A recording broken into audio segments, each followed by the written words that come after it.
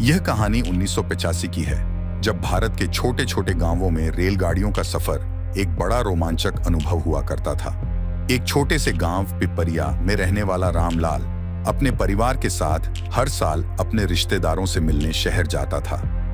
उस साल गर्मियों में रामलाल ने तय किया कि वे सब मिलकर ट्रेन से सफर करेंगे। उनकी यह यात्रा उनके जीवन की सबसे यादगार यात्रा बनने वाली थी, जो उन्हें बिल्कुल भी पता नहीं था। सुबह की पहली किरण के साथ रामलाल अपने परिवार के साथ स्टेशन पहुंचा। बच्चों में उत्साह था, पत्नी के चेहरे पर एक प्यारी सी मुस्कान थी और रामलाल के मन में एक हल्की सी चिंता। ट्रेन समय पर आई और सबने अपनी अपनी सीटें संभाल ली। जैसे ही ट्रेन चली, बच्चों ने खिड़की से बाहर झांकना शुरू किया। हरियाली, पहाड़ और नदियों के दृश्य उन्हें मंत्रमुग्ध कर रहे थे। अचानक ट्रेन के अंदर हलचल मच गई। एक व्यक्ति तेजी से डिब्बे के अंदर आया और चिल्लाया, चोर चोर। रामलाल ने देखा कि लोग अपने सामान की चिंता में इधर उधर भाग रहे थे। उन्होंने अपनी पत्नी और बच्चों को शांत रहने के लिए कहा और स्वयं उस व्यक्ति के पास गए जिसने चोर देखा था। वह व्यक्ति घबराया हुआ था और उसकी आंखों में डर था। उसने बताया कि उसने एक व्यक्ति को अपने बैग से पैसे चुराते हुए देखा था।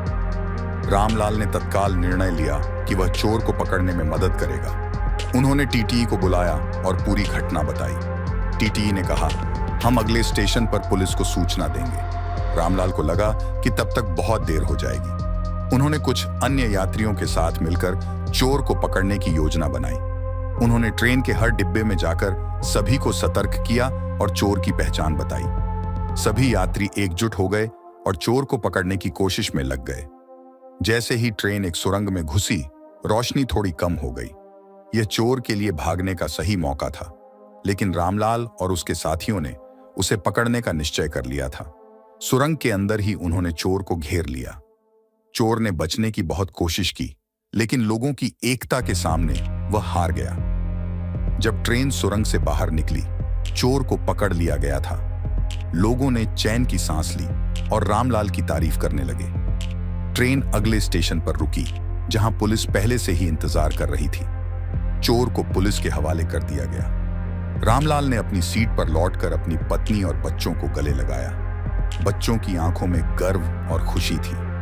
रामलाल की पत्नी ने मुस्कुराते हुए कहा, तुम्हारी हिम्मत ने आज हमें एक बड़ी मुसीबत से बचा लिया। उस सफर के बाद रामलाल को गांव में एक हीरो के रूप में देखा जाने लगा। सभी लोग उनकी बहादुरी की कहानियां सुनाते और उनसे प्रेरणा लेते। रामलाल ने अपने बच्चों को यह सिखाया कि चाहे कोई भी परिस्थिति हो, हमें हमेशा साहस और एकता से काम लेना चाहिए। इस सच्ची घटना से हमें यह सीख मिलती है कि जब हम मिलकर किसी समस्या का सामना करते हैं, तो कोई भी बाधा हमें नहीं रोक सकती। रामलाल की बहादुरी और बुद्धिमानी ने न केवल उनके परिवार को सुरक्षित रखा, बल्कि सभी यात्रियों के दिलों में एक नई उम्मीद जगाई। हमारे चैनल को लाइक, सब्सक्राइब और कमेंट करें और ऐसे रोमांचक वीडियो के लिए हमारे चैनल पर बने रहें। आपका धन्यवाद।